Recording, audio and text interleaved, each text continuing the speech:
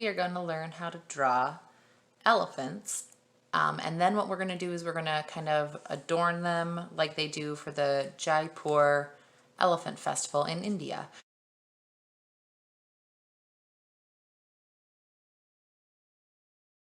So on my paper, I'm just drawing a line down the middle of my paper because on one side I'm going to show you how to draw an elephant facing forward, and on the other side we're going to draw an elephant from the side.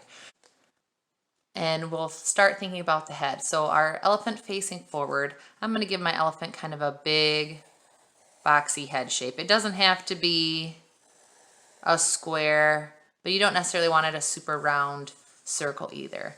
This elephant, I'm going to have it kind of coming in from this side. So I'm going to start with his head and I'm going to put it more towards the side. So here is my elephant's head there too. Again, I'm just making it kind of boxy, but it doesn't have to be boxy.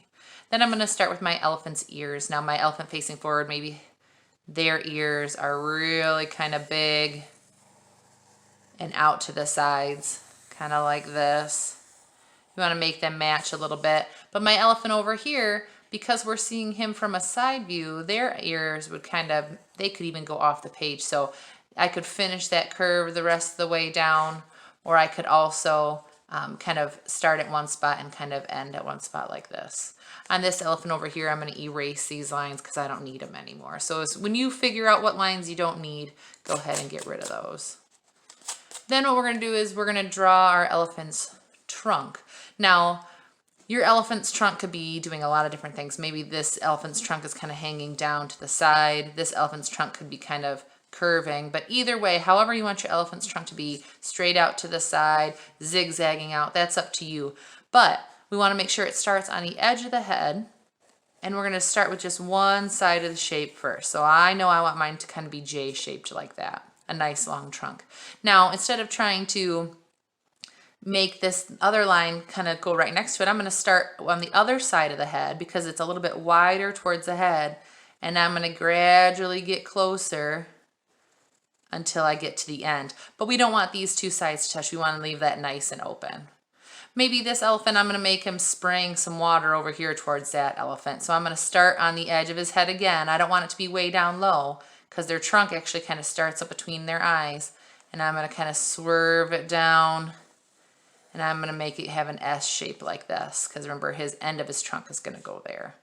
Now I don't want to start this other side right next to it because that would kind of make his trunk look silly. I'm going to start his other side right at the edge of his head down there.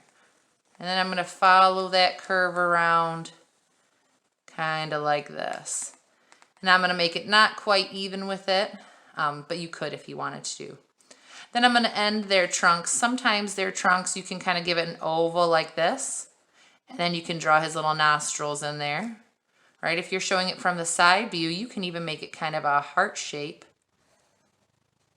And then show the nostrils in there like that. Like that's where they would be shooting their water out of. Again, any lines you realize you don't need anymore, get rid of those. That way they don't confuse you later. Especially if you're going to outline in Sharpie. I always like to outline in Sharpie. But since we're home, you might not have any Sharpies. And then, you can leave it just as pencil. Now this elephant, because his trunk is right in front of his mouth, we might not see it, but we could see this elephant's trunk still. So right down here underneath his trunk, I'm going to kind of do a V shape. And that's going to be where his mouth is. And then we can, of course, add some elephant eyes. If I'm doing this elephant right here, I would not see two eyes. I would only see one. Maybe this elephant is kind of going to look a little bit sneaky because this elephant is going to be concentrating really hard about shooting water at this other elephant over here. If you want it to be kind of feminine, you could give it some eyelashes if you want. That's up to you. I'm also going to give some details in the ears. So then maybe in here I'll make that kind of a pinkish color when the rest of the elephant could be gray. This elephant I think I'm going to make look a little bit more surprised. Now elephant's eyes are not right here in the front because then they could not see a lion or some kind of predator sneaking up on them. Their eyes are closer to the side. So they don't have to stick out from the side, but I do want them to be over here on the side. And while I'm drawing kind of cartoonish eyes, you could always make yours look more realistic. This elephant I'm going to make look really surprised, I think, because they are getting shot with water. So even though elephants don't always have eyebrows, you could give your elephant eyebrows. Your circles, you could make these pink parts go all the way around, or you could kind of make them go part of the way around. That's up to you. And kind of make it a broken line like that. All right, well, just to remind myself, I'm going to draw some water droplets so that I remember this elephant is shooting water out. Now to draw this elephant's body, this elephant over here is pretty easy. If I start by its head or right underneath its ear, and I can draw a curved line that goes down on one side and a curved line that goes down on the other side. Now if I wanted this elephant to be really nice and fat, I could make these kind of curve way out farther. But I don't have a lot of room, so I'm going to keep my elephants kind of skinny. Then to show his legs in the front, I can just draw a line down the middle. If his trunk is higher up, you might do a little V so you can see where his legs would kind of separate.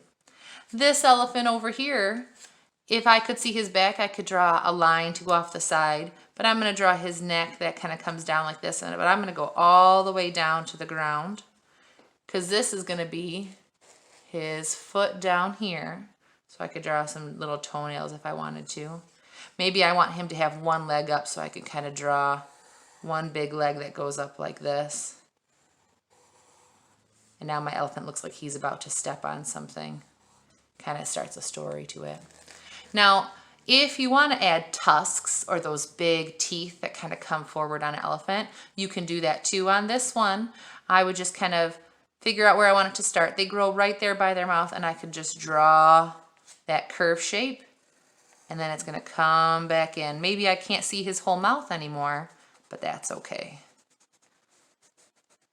And now he's got a tusk. If I want to show this tusk on the other side, I just would stop it when you get to the nose, and you'd see those little points right there. This elephant here in the front, his tusks, when they're coming at you, are going to kind of look like they splay outwards. So I'm going to take and draw one, and he's going to have a little bit smaller tusks, and it comes out that way. So there's one, and another little J, two, like that. So now we have our elephants. Now the Jaipur Elephant Festival, what they do is they take their elephants and they paint different colorful designs on them. So when I've done this with students before, they put American flags on their elephants or flowers or anything like that.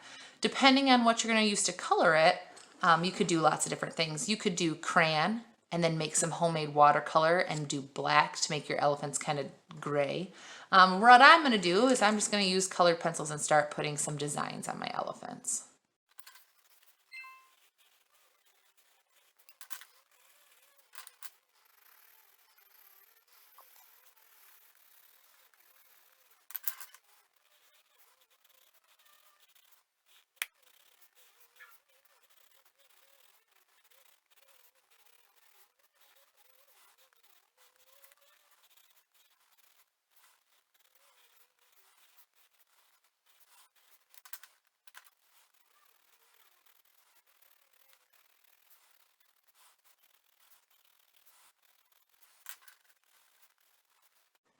Now as you're going, if you want, if you're just doing colored pencil or maybe you don't have anything to add color with, you could shade your elephant in gray, and that'll kind of help to see where the different designs are going to be at too.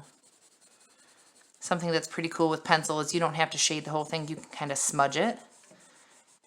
And then you can still see your painted or your colored designs on there.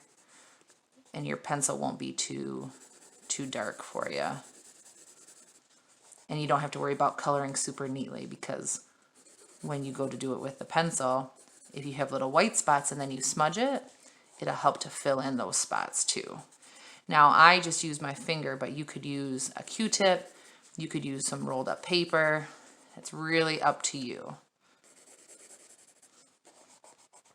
You could add the gray first too.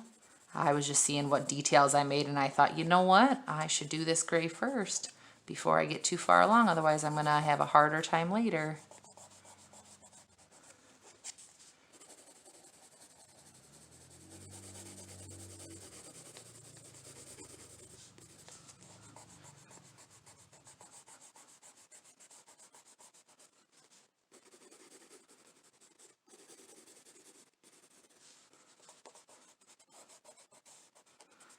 And that'll work too if you do this and then put crayon over top.